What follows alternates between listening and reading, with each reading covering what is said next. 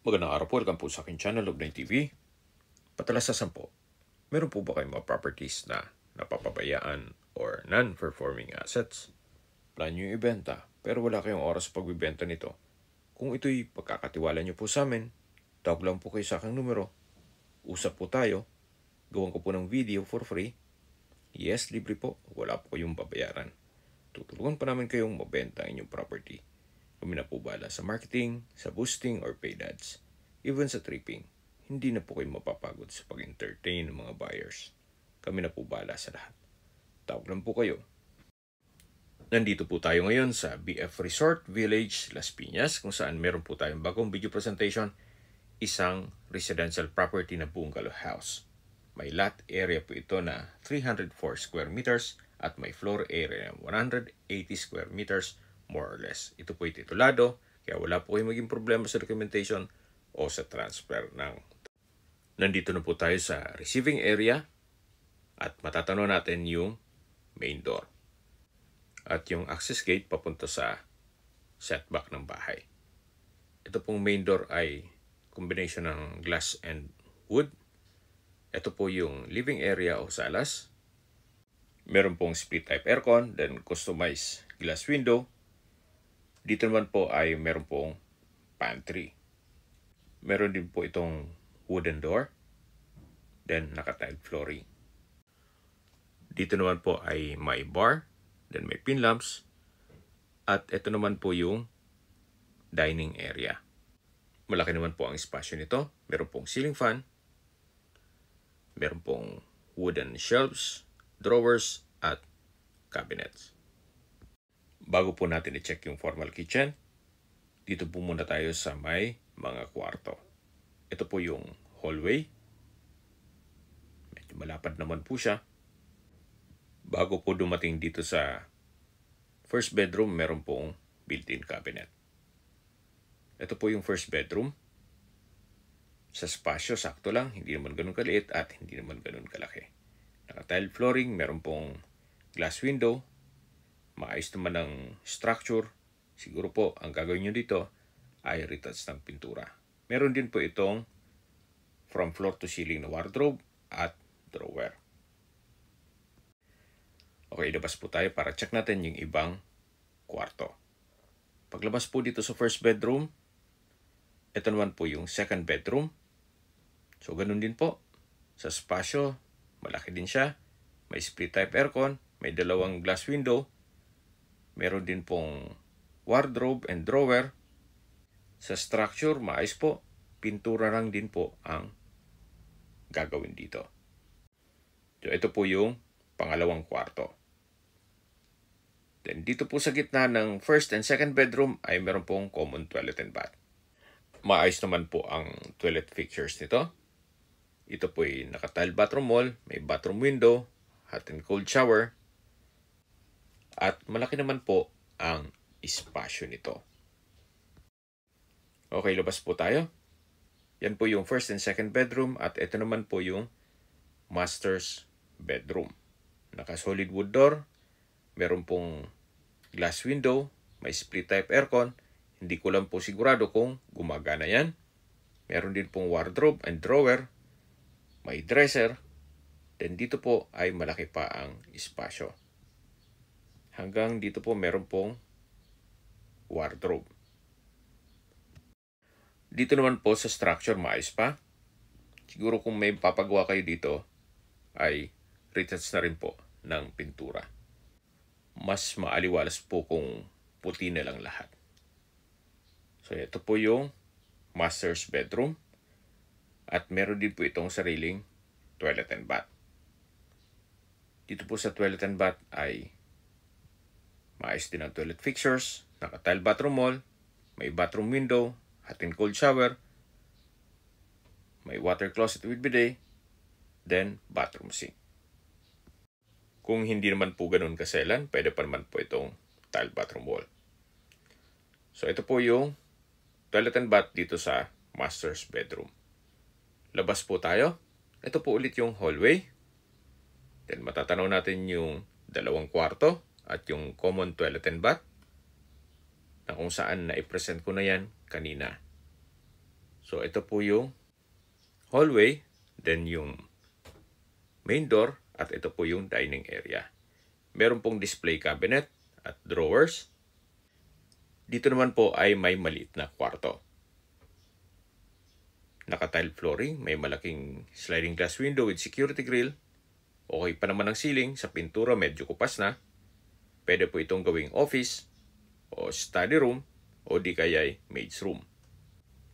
So, lipat na po tayo dito sa kitchen. Malaki naman po ang espasyo nito. Naka-tile flooring, naka-tile kitchen wall, may kitchen countertop, range hood, kitchen cabinet, at storage ng kitchen utensils. Meron din po double stainless sink with faucet. At dito naman po yung service area. Hanggang sa dulo po yan. So, meron po itong kitchen countertop, double stainless sink with faucet, at kitchen cabinet. Meron din pong built-in cabinet na pwede rin gawing pantry. Mula po dito sa dirty kitchen o service area, meron pong access door naman papunta dito sa likod ng bahay. Actually, galing tayo dito kanina. Meron din pong steel gate. Dito po sa likod ay malaki pa po ang espasyo. Pwede po itong gawing laundry area. Then dito naman ay stock room. Katabi lang po nito yung open lanai na may trellis. Then may bar at meron din pong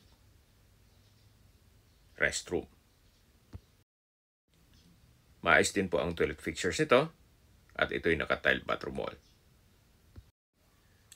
At katabi lang po nito yung garden kung mahilig po kayo magtanim.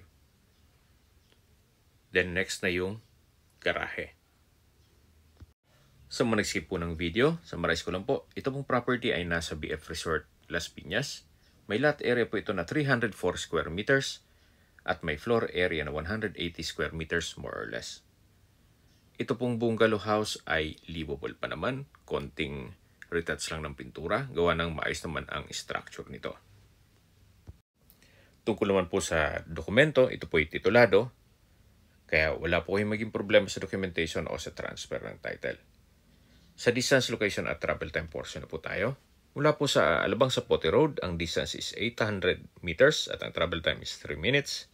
Mula naman po sa Las Piñas Doctors Hospital at Southville International School at McDonald's Casimiro, ang distance is 3.2 kilometers at ang travel time is 10 minutes. Yan po yung lagi kong binabanggit sa inyo na dapat nyo i-consider sa paghanap ng property, yung meron pong malapit na hospital. Hindi ko naman po sinasabing sakitin kayo, yan naman po ay for emergency purpose lang naman. At mula naman po sa Robinsons Las Piñas, ang distance is 2.7 kilometers at ang travel time is 10 minutes. Mula naman po sa Perpetual Health Medical Center, ang distance is 3.1 kilometers at ang travel time is 9 minutes. Mula naman po sa airport, ang distance is 18 kilometers at ang travel time is 30 minutes. Napaganda po nitong lokasyon nitong property. Napakalapit po sa lahat ng business establishments, even schools at mga government offices. At hindi lang po doon, malapit po ito sa Manila. So, ito po yung receiving area. Then, ito po yung main gate. Ito yung driveway. At dito po sa driveway ay meron pong hagdan na kung saan papunta po yan sa roof deck. Akyat po tayo, samahan niyo po ako. So, nandito na po tayo sa roof deck. Ito po yung naka-tile flooring. Then, malaki naman po ang espasyo nito. Mula po dito, matatanaw niyo naman ang inyong mga magiging kapitbahay. Nakapakatahimik po ng lugar, sariwa ang hangin, at sa klima po, siyempre, banayad lang. Hindi naman siya ganun kainit at hindi naman ganun kalamig. Flood-free area din po ito. At ito ay nasa loob ng isang guarded subdivision. Sa presyo na po tayo. Binebenta po ito ni owner sa halagang 15 million pesos. Para sa akin po, fair deal na rin po ang presyo ni owner. Gawa ng kung bibili po kayo ng mga brand new na townhouse dito sa area ng mga 80 square meters or 100 square meters more or less na worth 15 to 18 million. Well, practically speaking, dito na po ako sa isang old house na bungalow na malaki pa ang lot area. Imagine meron ka ng 304 square meters. At kung meron man po kayong PWD or senior citizen sa pamilya, marami pong kwarto para sa kanila. Ito pong old structure is given na, okay? Luma ang bahay. Pero kung bago naman po ang bahay na to, na nakatayo sa isang 304 square meters, abay, mga 25 million o pataas pa ang presyuhanan niyan. Anyway, yan po'y opinion ko lang naman. Depende pa rin yan sa inyo kung anong assessment nyo dito sa property. Pero base sa aking mga nakikita o nabablog, kung hindi naman po ganun kaselan, para sa akin, kung wala naman ganong budget, pwede na po ito. Kung may mga katanungan po kayo, tawag lang po kayo sa aking numero. At sa mga kababayan naman natin nasa ibang bansa, meron po akong Telegram, meron din pong Imo, Skype, Viber at WhatsApp.